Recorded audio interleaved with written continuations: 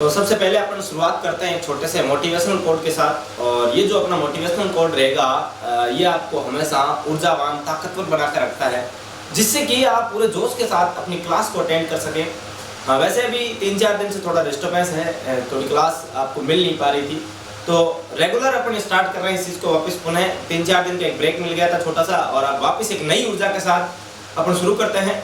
तो सबसे पहले आपके लिए एक छोटा सा मोटिवेशनल कोड में लेकर आया हूँ कि बुझी समा भी पुनः जल सकती है, बुझी समा भी पुनः जल सकती है, तूफानों से कश्ती भी निकल सकती है। यूं ना उदास होकर बैठ, यूं ना मायूस होकर बैठ, तेरी किस्मत कभी भी बदल सकती है, तेरी किस्मत कभी भी बदल सकती है। यानी कि इस मोटिवेशन कोड का सारांश की अगर बात करूं तो आपको लगातार आगे बढ़ता रहना है, कभी भी मायूस होकर कभी बैठना नहीं है। हो सकता है असफलताएं आपको झुकाने का पूरा प्रयास करें, लेकिन असफलताओं के आगे आपको कभी झुकना नहीं है साहब, हमेशा निरंतर प्रयास करता रहना है। हो सकता है आपकी किस्मत कभी भी पलट जाए। तो इसी मोटिवेशनल क्यूटोज के साथ मैं मूलचंद प्रजापति आपका हमारे इस YouTube प्लेटफॉर्म मिशन उत्कर्ष पे आपका हार्दिक स्वागत, हार्दिक अभिनंदन करता हूं। तो सबसे पहले मैं बात करूं भाई, ये जो अपना सेशन है, इस सेशन में अपन बात करेंगे राजस्थान के भूगोल विषय को लेकर। और इस राजस्थान के भूगोल विषय में अपन ने लास्ट क्लास में अपन डिस्कस कर रहे थे, वे पहले अपन ने चर्चा की थी राजस्थान का जो सामान्य परिचय है उसको लेकर अपन चर्चा की। फिर आगे अपन ने बात की भाई राजस्थान की जो अवस्थिति और विस्तार है उसके बारे में बात कर रहे थे। इसमें अपन बात कर रहे थे सबसे पहले भाई ग्लोब के समकक्ष से जो राजस्थान का विस्तार है उसके अपन बात कर रहे थे। और इसमें अपन ने बात कर ली अक्षांश के सापेक्ष राजस्थान की क्या स्थिति है, और अक्षांश के सापेक्ष राजस्थान कहाँ स्थित है, और अक्षांश के सापेक्ष राजस्थान कौन कौन सी अक्षांशों के मध्य स्थित है, अक्षांश के सापेक्ष जो राजस्थान की है वो लंबाई क्या है, और उत्तरतम कौन सा गांव है, कौन सा दक्षिणतम गांव है। इन चीजों की अपन ने क्या कर ली थी, अब तक ये चर्चा कर ली थी। अब आज अपन बात करेंगे इसी सेशन में भाई जो देशांतरी विस्तार है, यानी कि देशांतर के सापेक्ष राजस्थान कहाँ स्थित है, इसके बारे में बात करेंगे। अभी मैं देशांतर और अक्षांश आपको पढ़ा रहा हूँ, लेकिन ये केवल राजस्थान के समकक्ष लेकर पढ़ा रहा हूँ। ज्यादा डिटेल तो अपन बात करेंगे इन्हीं अक्षांश देशांतर की जब अपन वर्ल्ड भूगोल पढ़ेंगे, या फिर इंडिया के जब भूगोल पढ़ाऊंगा मैं आपको, तब मैं आपको इन्हीं चीजों को बहुत और डिटेल से पढ़ाऊंगा। लेकिन यहाँ अपन राजस्थान के समकक्ष चीजों की बातें कर रहे हैं, तो राजस्थान के समकक्ष ही चीजों की अपन बातें करेंगे। तो लगातार बने रहिए। और आज अपन बात कर रहे हैं राजस्थान के देशांतरी विस्तार की। तो सबसे पहले मैं यूं कहूं भाई देशांतर कहते किसको है। जैसे अक्षांश के समय मैंने कहा भाई पृथ्वी के अक्ष से, केंद्र से किसी भी पृथ्वी का किसी भी बिंदु का जो कोणात्मक जो दूरी थी उसको अपन ने क्या कहा, अक्षांश का। या फिर मैंने एक परिभाषा और बताई थी आपको अक्षांश की, वो क्या परिभाषा बताई थी, मैंने परिभाषा बताई आपको कि भाई वह काल्पनिक रेखाएं जो या तो पूर्व से पश्चिम या पश्चिम से पूर्व की ओर जाती हो क्या कहलाती थी, अक्षांश रेखाएं कहलाती थी। लेकिन यहाँ अपन बात कर रहे हैं देशांतर रेखाओं की। तो देशांतर रेखाओं में कैसे है भाई, देशांतर रेखाएं कौन कौन सी देशांतर रेखाएं, वही जैसे अपन ने काल्पनिक रेखा की बात की थी अक्षांश में, पृथ्वी के अक्ष से होकर जो गुजर रही थी, यानी कि मध्य से जो केंद्र बिंदु से जो पृथ्वी की जो कोणात्मक दूरी अपन अलग अलग बिंदु की लेकर चल रहे थे उसको अक्षांश। वही मैंने कहा वह काल्पनिक रेखाएं जो पूर्व से पश्चिम या पश्चिम से पूर्व की ओर जा रही थी क्या कहला रही थी, अक्षांश रेखाएं। लेकिन देशांतर रेखाएं थोड़ी सी विपरीत है इसके। भाई कैसे, क्या आप कह सकते हो, क्या कह सकते हो कि भूमध्य रेखा के समांतर, अब भूमध्य रेखा के लंबवत, लंबवत। अब लंबवत का मतलब क्या होता है, जैसे आप 90 डिग्री का कोण बनाते हो, जैसे मान लो ये एक रेखा है, ये भूमध्य रेखा मान लिया। अब लंबवत का मतलब होता है इस प्रकार, यानी कि आप कहते होंगे ना ये क्या है, आधार। अरे मैथ पढ़ते हैं तब आप बात करते हो आधार, ये क्या कहलाता है लंब, और ये क्या कहलाता है इधर वाला क्या कहलाता है, कर्ण कहलाता है। यही बात करते हैं अपन मैथ में, यानी कि आधार लंब कर्ण, यानी कि ये जो रेखा है ये क्या कहलाती है, लंबवत कहलाती है। तो मैंने बात की भूमध्य रेखा, और भूमध्य रेखा की आपको पता है पृथ्वी पर कहाँ स्थित है, यानी कि पृथ्वी के केंद्र से होकर जो पश्चिम से पूर्व है या फिर पूर्व से पश्चिम की ओर जो रेखा निकाली गई है बीचों बीच है, उसको किस नाम से जानते हैं अपन, भूमध्य रेखा के नाम से जानते हैं। तो भूमध्य रेखा के लंबवत खींची गई काल्पनिक रेखाएं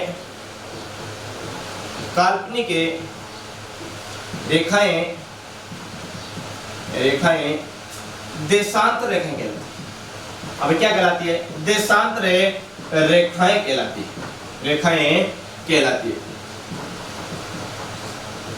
देशांतर रेखाएं कहलाती है। अब जैसे कैसे भाई डायग्राम के माध्यम से अगर इन्हीं चीजों को अपन समझना चाहे तो कैसे, जैसे मान लो ये क्या है आपका पूरा ग्लोब है, अब क्या मान लिया, ये क्या है आपका एक पूरा ग्लोब है। और इस ग्लोब पर बात करूं भाई, मैंने कहा भूमध्य रेखा, तो मैंने पहले ही दिन आपको बताया था जब अक्षांश पढ़ा रहे थे, यानी कि पृथ्वी के मध्य से एकदम बिल्कुल है पूर्व से पश्चिम और पश्चिम से पूर्व की ओर जो रेखा खींची जाती है उसको अपन किस नाम से जान रहे थे, इस रेखा को अपन भूमध्य रेखा के नाम से जान रहे थे। किस नाम से, भूमध्य रेखा, या फिर इसी को अपन ने नाम दिया 0 डिग्री अक्षांश, या फिर इसी को अपन ने क्या कहा था, विषुवत रेखा के नाम से अपन ने इसको जाना था। लेकिन मैं कह रहा हूं यहाँ भूमध्य रेखा के लंबवत खींची गई, यानी कि भूमध्य रेखा के लंबवत का मतलब हुआ इस प्रकार कुछ रेखा खींची गई है पृथ्वी के मध्य से, यानी कि वे काल्पनिक रेखाएं जो उत्तर से दक्षिण या फिर दक्षिण से उत्तर की ओर खींची गई है, उन रेखाओं को किस नाम से जाना, देशांतर रेखा होंगे। अब ये देशांतर रेखाएं कुछ इस प्रकार पृथ्वी के ऊपर ग्लोब के ऊपर आपको खींची हुई मिलती है।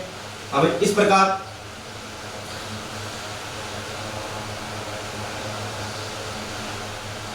ये देख लो, ये क्या है अपनी देशांतर रेखाएं, यानी कि वह काल्पनिक रेखाएं जो उत्तर से दक्षिण या फिर दक्षिण से उत्तर की ओर खींची गई है, क्या कहलाएगी, देशांतर रेखाएं कहलाएगी। तो आप यहाँ पर एक परिभाषा भी इसकी लिख सकते हो, साथ साथ में यहाँ लिखना चाहो तो एक परिभाषा और लिख लेना देशांतर की, कि वह काल्पनिक रेखाएं, कि वह काल्पनिक रेखाएं, वह काल्पनिक रेखाएं, रेखाएं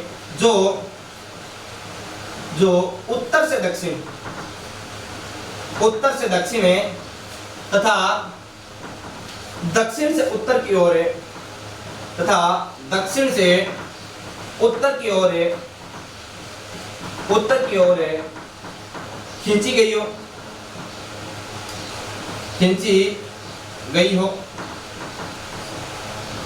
देशांतर रेखाएं कहलाती है। क्या कहलाती है साहब, देशांतर रेखाएं कहलाती है, देशांतर रेखाएं कहलाती, देशांतर रेखाएं कहलाती है। तो यहां तक आप एक बार स्क्रीनशॉट मार लीजिए, अथवा स्क्रीनशॉट ले लिया तो आगे की ओर बात करते हैं।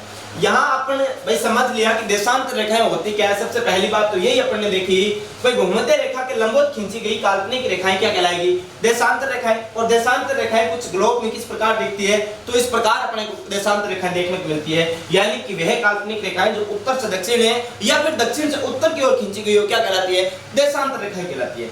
अब इन देशांतर रेखाओं का क्या काम है, कहाँ ये काम आती है, मुख्य देशांतर कौन कौन सी है उनके बारे में अपन बात कर लेते हैं। हमें मुख्य देशांतर कौन कौन सी है उनके बारे में बात करते हैं। ज्यादा कुछ याद रखना नहीं है, ज्यादा आपका जो महत्वपूर्ण है वो अक्षांश रेखाओं से ज्यादा महत्वपूर्ण चीजें पड़ती है। अब यहाँ अपन बात करते हैं मुख्य देशांतर की, यानी कि एक दो मुख्य देशांतर भी अपन देख लेते हैं, फिर अपना काम यहाँ से क्या हो जाए, थोड़ा कंप्लीट हो जाए। अब मैं यहाँ लिख रहा हूँ क्या, मुख्य देशांतर। और मुख्य देशांतर यानी कि मुख्य देशांतर कौन कौन से हैं उनके बारे में थोड़ी सी चर्चा कर लेते हैं। ज्यादा कुछ याद रखना नहीं है। जैसे मैं यहाँ मुख्य देशांतर की चर्चा करूँ, यहाँ एक छोटा सा ग्लोब बना लेता हूँ। अब क्या बना लेता हूँ, ये ग्लोब बना लिया। अब इस ग्लोब में अपन बात करेंगे मुख्य देशांतर की बात करूं तो मुख्य देशांतर यहाँ से पृथ्वी के एकदम बीचों बीच एक रेखा खींची गई और इस रेखा ने पृथ्वी को दो हिस्सों में क्या कर दिया, डिवाइड कर दिया। और ये रेखा है किस नाम से जानूंगा, 0 डिग्री देशांतर के नाम से। यानी कि जब अपन अक्षांश रेखा की बात की थी तो अक्षांश रेखा मैंने इसी लाइन को यहाँ से ऐसे खींचा था बीचों बीच, तो इसको 0 डिग्री अक्षांश के नाम से जाना था। लेकिन ये जब पृथ्वी के एकदम उत्तर से दक्षिण की ओर गुजरती हो तब इसको किस नाम से जानते हैं, तो 0 डिग्री देशांतर के नाम से। अब इसी 0 डिग्री देशांतर की बात करूं तो इसको किस नाम से जाना जाता है, तो इसको ग्रीनविच रेखा के नाम से जाना जाता है। अब किस नाम से जाना जाता है, ग्रीनविच रेखा के नाम से जाना जाता है। हमें देशांतर 0 डिग्री देशांतर को किस नाम से, तो ग्रीनविच रेखा के नाम से जाना जाता है। अब ये जो इधर वाला हिस्सा है इसको तो किस नाम से जानेंगे, इसको जानेंगे अपन पूर्वी गोलार्ध के नाम से। हमें किस नाम से, पूर्वी गोलार्ध। जैसे अपन ने पृथ्वी के मध्य से जो पूर्व से पश्चिम लाइन खींची थी तो उसमें उत्तर वाला तो उत्तरी गोलार्ध, दक्षिण वाला दक्षिणी गोलार्ध, तो इसमें पूर्वी वाला पूर्वी गोलार्ध और पश्चिम वाला क्या कहलाएगा, पश्चिमी गोलार्ध कहलाएगा। हमें क्या कहलाएगा, पश्चिमी गोलार्ध कहलाएगा। यानी कि ये अपन ने बात की भाई कि ये तो पूर्वी गोलार्ध, ये क्या हो गया, पश्चिमी गोलार्ध हो गया। फिर मैं बात करूं भाई टोटल जो अक्षांश रेखाएं हैं वो कितनी होती है, तो टोटल अक्षांश रेखाएं होती है कितनी, 360 होती है। हमें कितनी, 360। इसमें पहली बात कोई बिंदु नहीं होता, डायरेक्ट क्या होती है, रेखा होती है। अब जैसे इसी 0 डिग्री के एकदम बिल्कुल पीछे भाई ग्लोब क्या होता है, बिल्कुल गोल होता है ना, तो जैसे मान लो गोल कोई चीज है तो गोल के एकदम एक तो आगे से रेखा खींच दी, अब उसी ग्लोब के बिल्कुल पीछे से कोई रेखा खींची जाएगी, तो यानी कि 0 डिग्री की बिल्कुल जो पीछे रेखा खींची गई है वो रेखा किस नाम से जानी जाएगी, 180 डिग्री के नाम से। अभी किस नाम से, 180 डिग्री देशांतर। हमें क्या, 180 डिग्री देशांतर। अब जो 180 डिग्री देशांतर और एक 0 डिग्री देशांतर दोनों का काम क्या है, जैसे ये ग्रीनविच जो रेखा है ये तो क्या कहलाती है, ग्रीनविच रेखा से आपको पता होगा भाई इंटरनेशनल लेवल पर, अंतरराष्ट्रीय लेवल पर जो टाइम मैनेजमेंट का बात है वो यहाँ पर निर्धारण किया जाता है। हमें ग्रीनविच रेखा से क्या निर्धारण किया जाता, समय निर्धारण किया जाता। हमें ग्रीनविच रेखा से क्या निर्धारण किया जाता, समय निर्धारण। वहीं 180 डिग्री जो देशांतर है इससे क्या निर्धारण किया जाता है, 180 डिग्री यहाँ से तिथि का निर्धारण, अब क्या तिथि का निर्धारण किया जाता है। यानी कि जो तारीख है वो तारीखें कहां से निर्धारित की जाती है, वो 180 डिग्री देशांतर से निर्धारित की जाती है। वहीं ग्रीनविच रेखा से 0 डिग्री से क्या निर्धारित किया जाता है, समय निर्धारित किया जाता है। अब कुछ लोग ये कह देते होंगे भाई कि गुरुजी 0 डिग्री को 180 डिग्री को भी ग्रीनविच कह सकते हैं क्या, तो ऐसा कदापि नहीं है। जैसे मान लो कोई भी चीज गोल है, ये गोल चीज है तो एक रेखा इधर होगी, दूसरी रेखा इधर की साइड होगी, यानी कि एक इधर से एक इधर से, तो जो सामने वाली जो रेखा है वो है कौन सी, 180 डिग्री। अब यहाँ तो मेरे पास 3D अगर आकृति होती तो मैं आपको दिखा देता, लेकिन बोर्ड पे ऐसे बना नहीं सकते। तो यानी मुख्य देशांतर की अपन ने बात कर ली, एक तो हो गई कौन सी 0 डिग्री, एक होगी 180 डिग्री देशांतर, यानी कि मुख्य रूप से यही देशांतर अपने को याद रखनी है। फिर अपन बात करेंगे भाई राजस्थान के समकक्ष जो देशांतर है, मुख्य देशांतर कौन कौन सी है, कौन सी देशांतर राजस्थान के सर्वाधिक जिलों से होकर गुजरती है, कौन सी देशांतर राजस्थान के सबसे कम जिलों से होकर गुजरती है, और कौन से जिलों से एक ही देशांतर गुजरती है। तो उन सभी चीजों से अपन चीजों की क्या करेंगे, आगे बात करेंगे। तो पहले आप यहाँ एक स्क्रीनशॉट मार लीजिए, हाँ भाई ये लो छोटा सा स्क्रीनशॉट, हाँ ले लिया होगा। आगे अपन बात करो भाई, इसी में एक दो चीज और ऐड करवाता हूँ। देखो थोड़ी सी क्या है, जैसे अक्षांश पढ़ रहे थे तो अक्षांश मैंने एक छोटी सी चीज आपको बताई, तो 2-3 चीजें आप याद रख लोगे तो आपका क्या हो जाएगा, काम कंप्लीट हो जाएगा, बिल्कुल एकदम काम बिल्कुल आसान हो जाएगा। तो वो चीजें आप एक दो और याद कर लो तो मेरे हिसाब से ज्यादा बेटर रहेगा। तो पहले यही चीजें मैं आपको देशांतर के समकक्ष बता देता हूँ, फिर इन्हीं चीजों को मैं आपको अक्षांश के सापेक्ष क्या कर दूंगा भाई, बता दूंगा। जैसे बात करूं भाई, ये क्या है, एक ग्लोब है, और उस ग्लोब में मैंने क्या कहा भाई, देशांतर रेखाएं कुछ इस प्रकार खींच जाती है। ये लो ऊपर से देख लो और बीच में से देख लो, अभी थोड़ी दिख रही है ना आपको, तिरछी तिरछी सी दिख रही होगी, ये देखो। अब ये क्या है, देशांतर रेखा है। अब इन देशांतर रेखाओं की मैं बात करूं भाई, पहली बात तो टोटल देशांतर कितने हैं, हमें टोटल देशांतर की बात करूं तो टोटल देशांतर कितने हैं, तो टोटल देशांतर रेखाएं हैं कितनी, टोटल देशांतर रेखाएं हैं 360। अब कितनी है रेखाएं हैं कितनी, 360। अब 360 जैसे अपन ने बात की थी भाई, जब अपन अक्षांश रेखाओं की बात कर रहे थे तो 181 की बात की, 179 की बात की, क्योंकि वहां पर 290 डिग्री वाले क्या बन रहे थे, बिंदु बन रहे थे। लेकिन यहाँ पर ऐसा बिल्कुल भी नहीं है, यहाँ 360 क्या है, प्रमुख देशांतर है। अब बात करूं, ये जो बीच वाली जो जगह दिखती है आपको, हाँ भाई ये जो अक्षांश रेखाओं के बीच वाली ये जो जगह दिखती है, ये खाली जगह दिख रही है दो देशांतर के बीच वाली, यानी कि प्रत्येक देशांतर के बीच ये खाली जगह दिख रही है, यहाँ पर भी दिख रही है, यहाँ भी, यहाँ भी, यहाँ भी, यानी कि प्रत्येक देशांतर, दो देशांतरों के मध्य का जो क्षेत्र होता है, खाली क्षेत्र होता है, इसको किस नाम से जाना जाता है, हाँ भाई दो देशांतरों के मध्य का जो खाली क्षेत्र होता है इसको किस नाम से जाना जाता है, तो इस क्षेत्र को गोर के नाम से जाना जाता है, गोर, या फिर आपको क्या नाम मिल सकता है, गोरे। यानी कि दो देशांतरों के मध्य का जो क्षेत्र है इसको किस नाम से जाना जाता, गोर या गोरे के नाम से जाना जाता। अब जैसे मान लो ये जो दो देशांतर है, हमें ये क्या है, दो देशांतर है, इन देशांतरों के मध्य जो दूरी है, हमें यहाँ से लेके यहाँ तक ये जो दूरी है, ये दूरी कितनी होती है, तो दो देशांतरों के मध्य की जो दूरी है वो होती है 111.32 किलोमीटर। हमें कितनी होती है, 111.32 किलोमीटर। लेकिन क्या, ये केवल भूमध्य रेखा पर, हमें कहां पर होती है, भूमध्य रेखा पर। भूमध्य रेखा पर सर्वाधिक दूरी होती है, भूमध्य रेखा पर सर्वाधिक 111.32 किलोमीटर की क्या होती है, दो देशांतरों के मध्य दूरी होती है। लेकिन जैसे उत्तरी ध्रुव की ओर और दक्षिणी ध्रुव की ओर बढ़ते हैं, वैसे इनमें क्या हो जाती है, यहाँ पर जाकर दूरी क्या हो जाती है, यहाँ तो दूरी हो जाती है 0 किलोमीटर। हमें कितनी, 0 किलोमीटर। वहीं यहाँ पर उत्तरी ध्रुव पर भी क्या हो जाती है दूरी, यहाँ पर भी क्या हो जाती है 0 किलोमीटर। लेकिन यहाँ जो दूरी है, यानी कि भूमध्य रेखा पर जो दूरी है, वो दूरी कितनी होती है, भूमध्य रेखा पर 111.32 किलोमीटर की क्या होती है, यहाँ पर दूरी होती है भाई। यहाँ तक अगर अच्छे से समझ में आ गया तो आगे मैं थोड़ी सी देशांतर के बारे में भी यहाँ आपसे थोड़ी भी छूट रखा है ये टॉपिक है, तो वहां की भी अपन क्या कर लेते हैं, एक बार बात कर लेते हैं। यहाँ एक बार स्क्रीनशॉट ले लीजिए, हमें ले लिया होगा तो आगे बात करते हैं। अब देखो एक दो चीज आगे बता दूंगा, चलो यहाँ तक आपने नोट कर लिया तो आगे बात करते हैं। अब आगे बात करूंगा अक्षांश के सापेक्ष इन्हीं चीजों की। यहाँ हेडिंग जो है मुख्य देशांतर वाली, उसको आप चेंज करना, और इस चीज को जो अब बता रहा हूँ इसको आप क्या कहाँ ऐड करना, अक्षांश रेखाओं में जाकर क्या कर लेना, ऐड कर लेना, कहीं पर भी किसी भी डायग्राम में एडजस्ट कर लेना। जैसे अक्षांश की बात करूं, अब ये क्या है, ये अपना क्या है, ग्लोब है। अब इस ग्लोब में मैंने कहा कि ये तो क्या थी, भूमध्य रेखा, यानी कि आपने क्या कहा, इसको 0 डिग्री अक्षांश रेखा कहा, यानी कि किस नाम से जाना, 0 डिग्री अक्षांश, और इसी को अपन किस नाम से जाना, भूमध्य रेखा। फिर अपन ने इस प्रकार कुछ रेखाएं खींची, यानी कि इन रेखाओं को अपन किस नाम से जान रहे थे, अक्षांश रेखाओं के।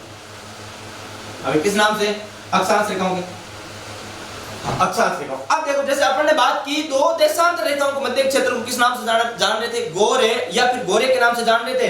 लेकिन यहीं आप अगर बात करें दो अक्षांश रेखाओं के क्षेत्र की बात करूं, यानी कि दो अक्षांश रेखाओं के जो मध्य का जो क्षेत्र है इसको किस नाम से जानते हैं, तो इस क्षेत्र को अपन किस नाम से जानते हैं, जोन है, या फिर इसी को अपन किस नाम से जानते हैं, कटिबंध के नाम से जानते हैं। यानी कि दो अक्षांश रेखाओं के मध्य के क्षेत्र को किस नाम से जाना जाता, जोन या कटिबंध के नाम से। वहीं दो देशांतर रेखाओं के मध्य का जो क्षेत्र होता है उसको गोर या गोरे के नाम से जाना जाता है। लेकिन अगर बात करूं भाई, पूछ ले कि दो अक्षांश रेखाओं के मध्य दूरी कितनी होती है, यानी कि यहां से लेके यहां तक की दूरी, यहां से लेके यहां तक की, यहां से लेके यहां तक, यानी किसी भी दो अक्षांश रेखाओं के मध्य की जो दूरी होती है वो कितनी होती है, तो ये जो दूरी होती है, ये दूरी होती है 111 किलोमीटर। हमें कितनी होती है, दूरी होती है 111 किलोमीटर।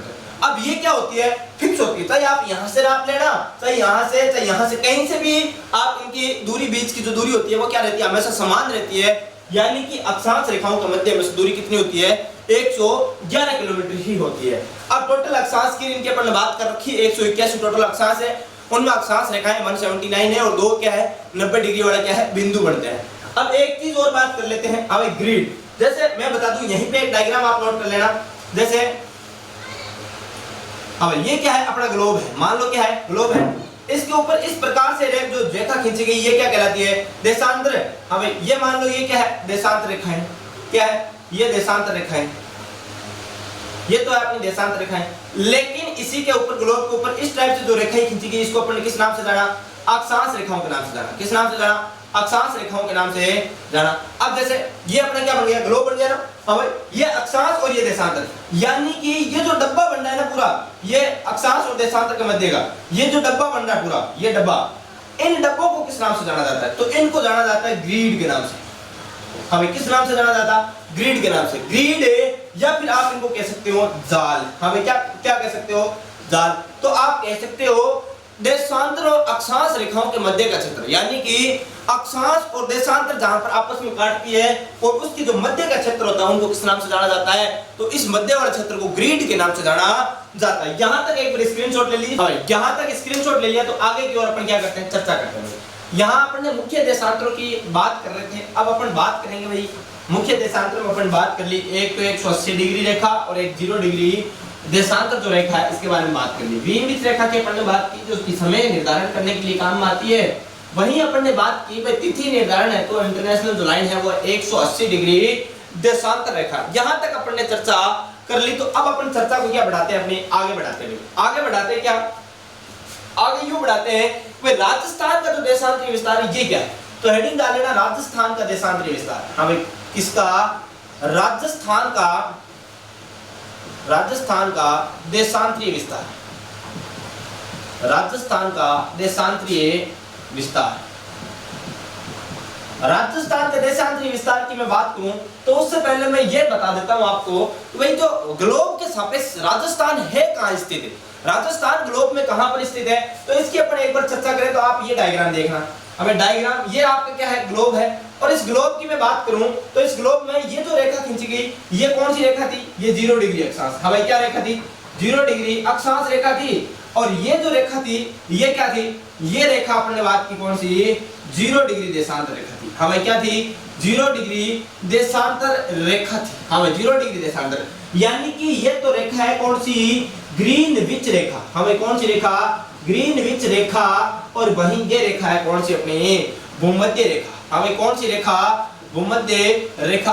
अब अपन ने बात की थी इस भूमध्य रेखा के, जब अपन अक्षांश रेखाओं की बात कर रहे थे तो मैंने बताया कि भाई जो अपना जो राजस्थान है या जो पूरा भारत है वो अक्षांश के सापेक्ष कौन सी गोलार्ध में था, उत्तरी गोलार्ध में। यानी कि ये गोलार्ध तो उत्तर वाला कौन सा गोलार्ध हो गया, उत्तरी गोलार्ध, और दक्षिण में दक्षिणी गोलार्ध। ये कौन सा, पूर्वी गोलार्ध, ये पश्चिमी गोलार्ध। तो अब मैं यूं कहता हूं देशांतर के सापेक्ष राजस्थान पूर्वी गोलार्ध में स्थित है। हमें राजस्थान कहां स्थित है, राजस्थान कहां स्थित है, पूर्वी गोलार्ध में स्थित है।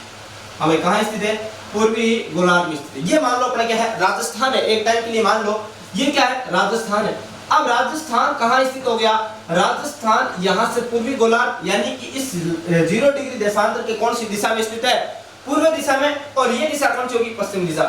ग्लोब के सापेक्ष अक्षांश में तो उत्तर में, और बात करूं देशांतर के कौन सी साइड में, पूर्व में।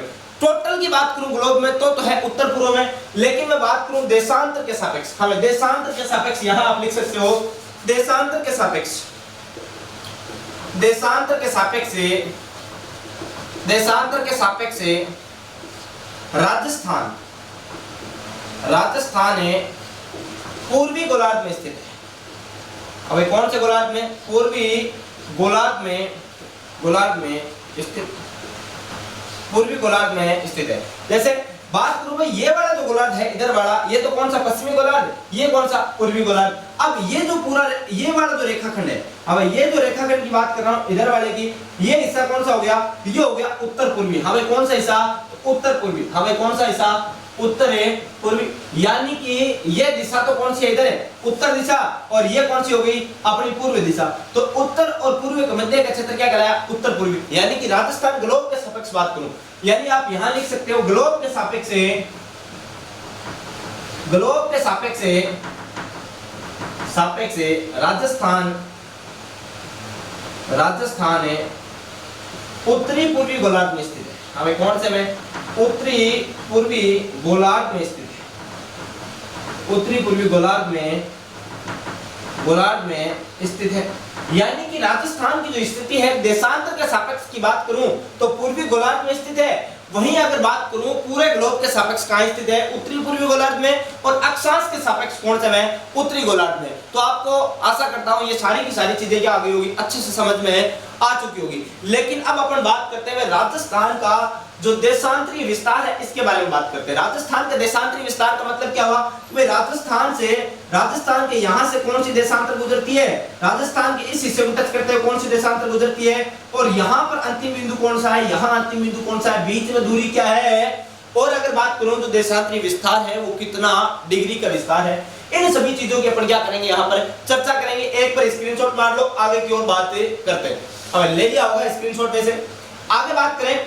अब राजस्थान की प्रमुख देशांतरों की बात कर रहे हैं, राजस्थान में राजस्थान के देशांतरी विस्तार की बात कर रहा हूं, तो इन सभी चीजों की अपन बात करते हैं एक छोटे से अलग डायग्राम के माध्यम से, तो लगातार बने रहिएगा। अब बात करता हूं राजस्थान के देशांतरी विस्तार की। राजस्थान के देशांतरी विस्तार की बात करूं तो आप यूं समझ लेना, भाई राजस्थान का एक मैप आपके सामने छोटा सा अगर मैं प्रस्तुत करूं तो कुछ इस प्रकार समझ लो।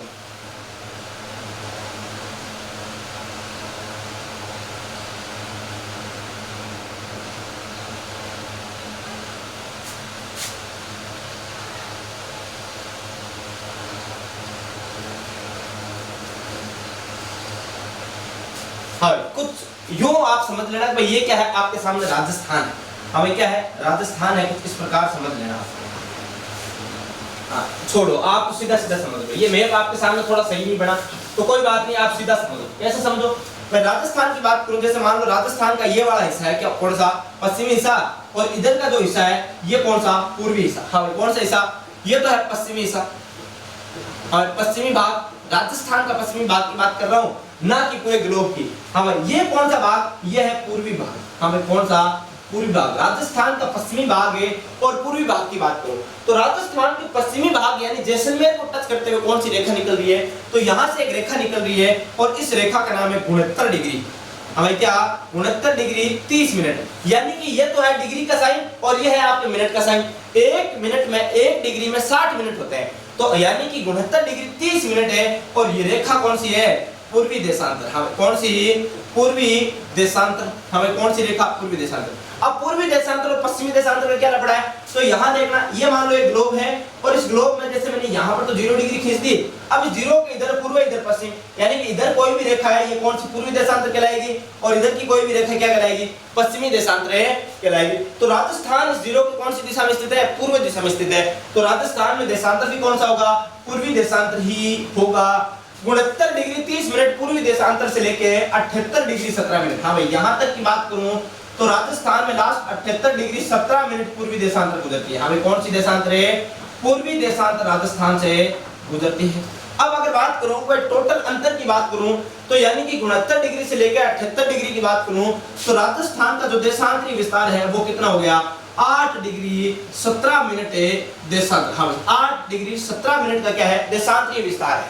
हाँ आप लिख सकते हो 8 डिग्री 17 मिनट देशांतरीय विस्तार। देशांतरीय विस्तार राजस्थान का 8 डिग्री 17 मिनट का क्या है देशांतरीय विस्तार है।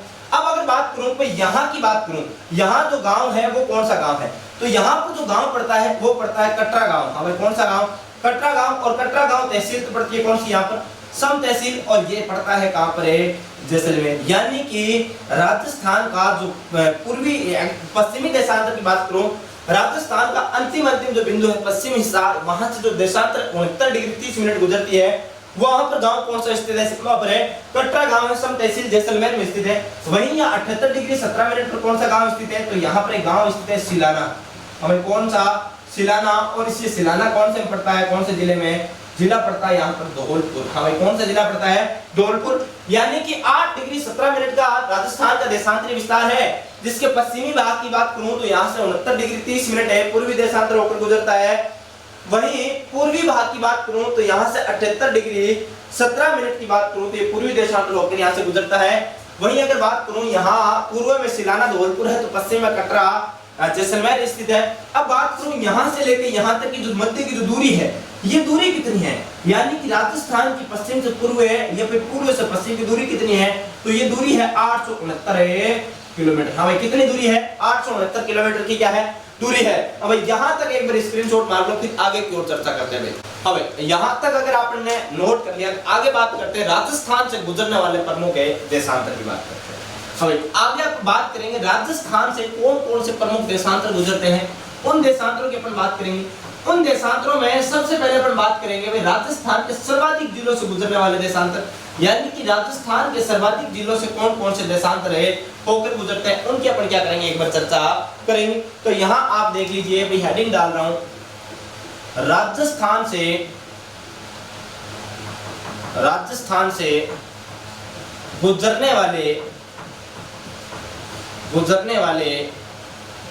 प्रमुख देशांतर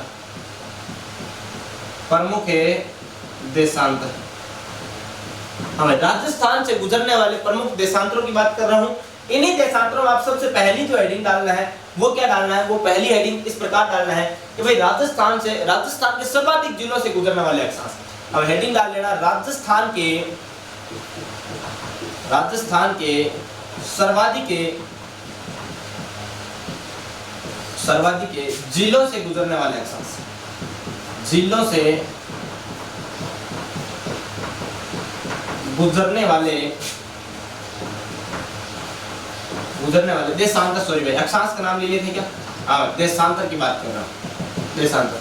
अब राजस्थान के सर्वाधिक जिलों से गुजरने वाले अक्षांश है कौन कौन से तो राजस्थान के सर्वाधिक जिलों से गुजरने वाले दो देशांतर है। हमें कौन कौन से हैं दो एक तो है 74 डिग्री पूर्वी देशांतर और दूसरा है 75 डिग्री पूर्वी देशांतर। दोनों ही राजस्थान के 8 जिलों से होकर गुजरते हैं। अब ये 8 जिले कौन से हैं और ये देशांतर कहां से गुजरते हैं इनकी अपन क्या कर लेते हैं एक बार चर्चा कर लेते हैं। तो नंबर 1 की बात करूं तो 74 डिग्री हमें कौन सी बात करूं 74 डिग्री पूर्वी देशांतर की बात करता हूं पूर्वी देशांतर की बात करता हूं। ये जो 74 डिग्री पूर्वी देशांतर है ये राजस्थान में कितने जिलों से होकर गुजरता है सर्वाधिक जिलों की बात कर रहा हूं तो 8 जिलों से होकर क्या है गुजरता है। हमें 8 जिलों से गुजरता है। पहली बात तो 8 जिलों से गुजरता है। अब अगर 8 जिलों से गुजर रहा है तो राजस्थान के वो कौन कौन से जिले हैं जिनसे होकर ये 74 डिग्री पूर्वी देशांतर है गुजर रहा है तो आप नोट कर लेना। नंबर 1 जो जिला है वो है गंगानगर। हमें जिला 1 कौन सा पड़ता है गंगानगर। फिर अगला जो जिला है वो पड़ता है बीकानेर। बीकानेर के बाद की बात करूं तो यहाँ पर एक जिला पड़ता है अपना चूरू। चूरू के बाद अगर बात करूं तो यहाँ पर जिला पड़ता है नागौर और नागौर के बाद बात करूं तो यहाँ पर एक जिला पड़ता है अपना कौन सा पाली। यानी कि गंगानगर बीकानेर चूरू नागौर पाली। अगला बात करूं तो यहाँ पर एक जिला पड़ता है राजसमंद। हमें कौन सा राजसमंद है और राजसमंद की बात करूं तो यहाँ पर एक जिला पड़ता है कौन सा उदयपुर है और उदयपुर के बाद बात करूं तो यहाँ पर एक जिला पड़ता है अपना कौन सा डूंगरपुर। हाँ भाई कौन सा डूंगरपुर। 1 2 3 4 5 6 7 8 यानी कि अपने 8 जिले जिनसे होकर कौन सा गुजरता है 74 डिग्री पूर्वी देशांतर जो रेखा है वो होकर गुजरती है गंगानगर, बीकानेर, चूरू, नागौर, पाली, राजसमंद, उदयपुर और डूंगरपुर जिलों से होकर है। राजस्थान के सर्वाधिक जिलों से गुजरने वाला जो देशांतर है वो है 74 डिग्री पूर्वी देशांतर और 8 जिलों से होकर गुजरता है। अब दूसरा और एक जो राजस्थान के सर्वाधिक जिलों से गुजरता है वो कौन सा, उसका नाम है 75 डिग्री पूर्वी देशांतर। हाँ भाई क्या 75 डिग्री पूर्वी देशांतर है, पूर्वी देशांतर। और ये भी कितने जिलों से गुजरता, ये भी 8 जिलों से होकर गुजरता है। हमें 8 जिलों से गुजरता है। कितने जिलों से गुजरता है, ये भी 8 जिलों से गुजरता है। अब ये 8 जिले कौन कौन से हैं तो आप नोट करना। नंबर 1 जिला जो है यहाँ पर पड़ता है वो पड़ता है हनुमानगढ़। हमें कौन सा जिला पड़ता है, हनुमानगढ़। हनुमानगढ़ के बाद यहाँ पर जिला लगता है कौन सा, चूरू। चूरू के बाद यहाँ पर जिला लगता है कौन सा अपना नागौर। नागौर के बाद यहाँ पर जिला लगता है अपना कौन सा, अजमेर। और अजमेर के बाद यहाँ पर जो अपना जिला लगता है वो कौन सा लगता है, भीलवाड़ा। और कौन सा लगता है, भीलवाड़ा। भीलवाड़ा के बाद यहाँ पर जो जिला लगता है वो कौन सा लगता है, चित्तौड़गढ़। हमें कौन सा लगता है, चित्तौड़गढ़। चित्तौड़गढ़ के बाद यहाँ पर जिला लगता है अपना कौन सा, हमें चित्तौड़गढ़। चित्तौड़गढ़ के बाद यहाँ पर जाता है अपना कौन सा, प्रतापगढ़। हमें कौन सा पड़ता है, प्रतापगढ़। तो प्रतापगढ़ के बाद यहाँ पर जिला पड़ता है कौन सा, बांसवाड़ा। हमें कौन सा जिला पड़ता है, बांसवाड़ा। यानी कि 1 2 3 4 5 6 7 8 यानी कि 8 जिले हो गए। कौन कौन से, हनुमानगढ़, चूरू, नागौर, अजमेर, भीलवाड़ा, चित्तौड़गढ़, प्रतापगढ़ और बांसवाड़ा। यानी कि राजस्थान के सर्वाधिक जिलों से होकर गुजरने वाले 2 प्रमुख देशांतर है, एक 74 डिग्री और एक 75 डिग्री। इन्हीं चीजों को अपन क्या देख लेते हैं, एक बार मैप में भी देख लेते हैं। तो यहाँ तक एक स्क्रीनशॉट मार लीजिए। यहाँ तक अगर नोट कर लिया तो आगे बात करते हैं इन्हीं चीजों की। इन्हीं चीजों को अपन व्यवस्थित कर लेते हैं, किसमें, मैप में व्यवस्थित कर लेते हैं। अब मैप में व्यवस्थित करने के बाद अपन आगे बात करेंगे अगली जो रेखाएं होगी, यानी कि राजस्थान के सबसे कम जिलों से होकर गुजरने वाली देशांतर रेखाएं या फिर राजस्थान के एक ही जिले से होकर गुजरने वाली देशांतर रेखाएं, उनके बारे में अपन क्या करेंगे, भाई बात करेंगे। तो यहाँ आप एक बार इन्हीं चीजों को पहले वाले को क्या बना लेते हैं, डायग्राम बना लेते हैं। राजस्थान का एक मैप तैयार करता हूँ आपके सामने। हाँ भाई कुछ इस प्रकार से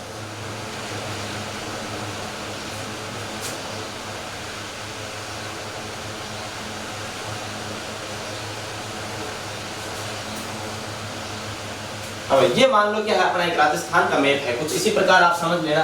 भाई ये क्या है, अपना एक राजस्थान का क्या है, व्यवस्थित रूप से क्या है, मैप मान लेना।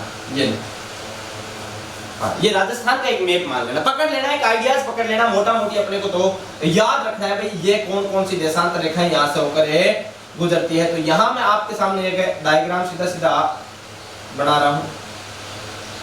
हाँ भाई यह आपकी क्या है, 74 डिग्री पूर्वी देशांतर। हाँ भाई 74 डिग्री पूर्वी देशांतर, आप याद रखना, पूर्वी देशांतर। इसकी बात करूं तो सबसे पहले मैंने बात की थी भाई इसका जिला लगता है नंबर 1 कौन सा, गंगानगर।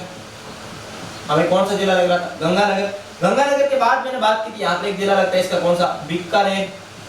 और बीकानेर के बाद मैंने की यहाँ पर बात, जिला लगता है कौन सा, चूरू। चूरू के बाद मैंने बात बताई आपको कौन सा जिला, नागौर। नागौर के बाद मैंने बताया यहाँ पर एक जिला लगता है, यहाँ कौन सा इनका, पाली। पाली के बाद मैंने आपको बात की थी यहाँ पर एक जिला लगता है कौन सा, राजसमंद। राजसमंद के बाद मैंने बात की थी यहाँ पर एक जिला लगता है और कौन सा, उदयपुर। उदयपुर के बाद यहाँ पर जिला लगता है कौन सा, डूंगरपुर। अब कौन से जिले लगे, गंगानगर, बीकानेर, चूरू, नागौर, पाली, राजसमंद, उदयपुर और डूंगरपुर। ये अपनी रेखा थी कौन सी, 74 डिग्री पूर्वी देशांतर रेखा की बात की। फिर मैंने कहा कि यहीं से एक रेखा और गुजरती है और इस रेखा का नाम है 75 डिग्री पूर्वी देशांतर। हमें क्या नाम बताया था, 75 डिग्री पूर्वी देशांतर का नाम बताया था। अब थोड़ा सा इधर से ले लेना जिससे कि आपको आसानी रहेगी चीजें। अब यह है कि आपने 75 डिग्री पूर्वी देशांतर। हाँ क्या 75 डिग्री पूर्वी देशांतर, पूर्वी देशांतर।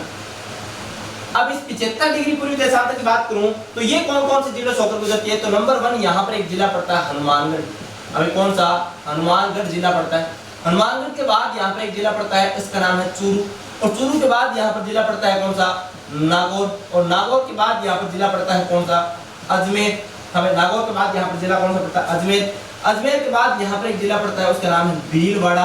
हमें कौन सा वाड़ा, भीलवाड़ा। और भीलवाड़ा के बाद यहाँ पर ये जो जिला पड़ता है, ये अपना जिला पड़ता है कौन सा, यहाँ पर ये जिला चित्तौड़। हमें कौन सा, चित्तौड़गढ़। चित्तौड़गढ़ के बाद यहाँ पर एक जिला पड़ता है, इसका नाम है प्रतापगढ़। प्रतापगढ़ के बाद यहाँ पर जो जिला पड़ता है इसका नाम है क्या, बांसवाड़ा। हाँ भाई क्या नाम है, बांसवाड़ा। 1 2 3 4 5 6 7 8 ये अपने इस प्रकार की क्या है 74 डिग्री और 75 डिग्री पूर्वी देशांतर की अपने क्या कर ली, कंप्लीट की क्या कर ली है, चर्चा कर ली है। अब आगे की ओर चर्चा करते हैं, पहले इसका एक स्क्रीनशॉट मार। अब जहां तक स्क्रीनशॉट ले लिया तो आगे बात करते हैं। अब आगे बात क्या करते हैं, आगे एक दो रेखा की ओर बात करते हैं। राजस्थान के सबसे, या फिर यूं कहूं राजस्थान के केवल एक ही जिले से गुजरने वाले देशांतर। और राजस्थान के ऐसे कौन से देशांतर जो कि केवल एक ही जिले से होकर गुजरते हैं, उन देशांतरों की अपन क्या कर लेते हैं, एक बार चर्चा कर लेते हैं। अब राजस्थान के केवल एक ही जिले से होकर गुजरने वाले देशांतर, या नोट करना, राजस्थान के एक ही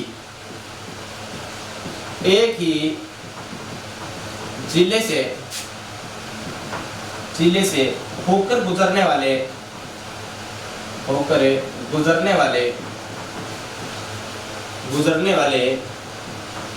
देशांतर। ये देशांतर कौन कौन से? हमें राजस्थान के एक ही जिले से गुजरने वाले देशांतर, तो ऐसे राजस्थान में दो देशांतर है। नंबर 1 देशांतर है 70 डिग्री पूर्वी देशांतर। हमें कौन सा, 70 डिग्री पूर्वी देशांतर। और ये जो 70 डिग्री पूर्वी देशांतर है, ये केवल कौन से जिले से होकर गुजरता है, तो ये केवल जैसलमेर से गुजरता है। हमें कहां से गुजरता, तो केवल जैसलमेर से गुजरता है। केवल कहां से गुजरता है, जैसलमेर से। और एक और है, हमें नंबर 2 पर मैं बात करूं, ये कौन सा, तो नंबर 2 पर जो है 78 डिग्री पूर्वी देशांतर। हमें कौन सा, 78 डिग्री पूर्वी देशांतर। और ये जो 78 डिग्री पूर्वी देशांतर है, ये कहां से गुजरेगा, तो ये आपको पता है केवल धौलपुर से गुजरता है। हमें कहां से गुजरता है, तो ये केवल धौलपुर से गुजरता है। हमें नंबर 1 की बात की, वही पूर्वी जो 70 डिग्री पूर्वी देशांतर है वो केवल जैसलमेर से गुजरता है, और 78 डिग्री पूर्वी देशांतर है वो केवल कहां से गुजरता है, धौलपुर से गुजरता है। अब यहां तक तो बात ठीक है, लेकिन राजस्थान का एक ऐसा जिला जिससे सर्वाधिक क्या गुजरती है, देशांतर रेखाएं गुजरती है, तो वो सर्वाधिक गुजरने वाला देशांतर गुजरने वाला जिला कौन सा है, तो वो जिला पड़ता है अपना कौन सा, जैसलमेर जिला, जिससे कि 70, 71 और 72 तीन क्या गुजरती है, देशांतर रेखाएं गुजरती है। यानी कि आप यहां लिख सकते हो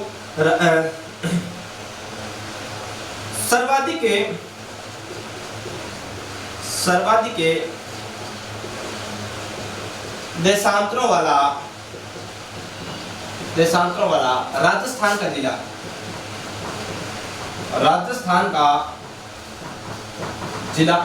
और सर्वाधिक देशांतरों वाला राजस्थान का जिला कौन सा है, तो जिला है कौन सा अपना, कौन सा में, जैसलमेर। अभी कौन सा, जैसलमेर। और यहां से कितने देशांतर गुजरती, 3 देशांतर गुजरती है। एक ही जिले से कितने देशांतर है, तो 3 देशांतर गुजरती है। 3 देशांतर कौन कौन सी, नंबर 1 जो देशांतर है वो है 70 डिग्री। अब कौन सी, 70 डिग्री पूर्वी देशांतर है। और नंबर 2 की बात करूं तो यहां पर पड़ती है 71 डिग्री पूर्वी देशांतर। और नंबर 3 की बात करूं तो यहीं पर पड़ती है कौन सी, 72 डिग्री पूर्वी देशांतर। हमें कौन सी, 70, 71 और 72 डिग्री पूर्वी जो देशांतर है, इनकी बात अपने कर ली है। अब इन्हीं चीजों को एक बार मैं आपके सामने मैप में व्यवस्थित कर दूं तो आपको ज्यादा बेटर क्या आएगा, समझ में आएगा। तो यहाँ एक बार आप यहाँ तक स्क्रीनशॉट मार लीजिए, फिर अपन आगे की ओर इसी में चर्चा कर लेते हैं। हाँ तो भाई ले लिया होगा आपने स्क्रीनशॉट। तो अपन बात करें भाई यही जो चीजें हैं, इन्हीं को अगर मैप में व्यवस्थित करूं तो ये चीजें मैप में व्यवस्थित कैसे होती है, हाँ मैप में व्यवस्थित कैसे होती है, इनको आप देख लो। आप घर जाके मैप की प्रैक्टिस जरूर कीजिए। हमें घर पे जब आप क्लास ले रहे होते हैं, क्लास के बाद आप जैसे ही क्लास कंप्लीट कर लेते हैं, तो क्लास कंप्लीट करने के बाद एक बार है राजस्थान का मैप लेकर उसमें राजस्थान के भूगोल से संबंधित आप प्रैक्टिस जरूर करना। अगर राजस्थान के मैप के साथ अगर आपने प्रैक्टिस कर ली तो निश्चित रूप से राजस्थान का जो भूगोल है वो आपके क्या होगा, उंगलियों पे होगा।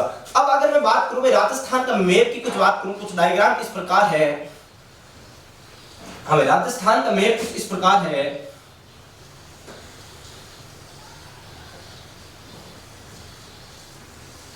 हमें मान लो ये क्या है, राजस्थान का मैप है, कुछ इस प्रकार है, आप ऐसा मान सकते हो। हाँ भाई आप ऐसा मान सकते हो, ठीक है।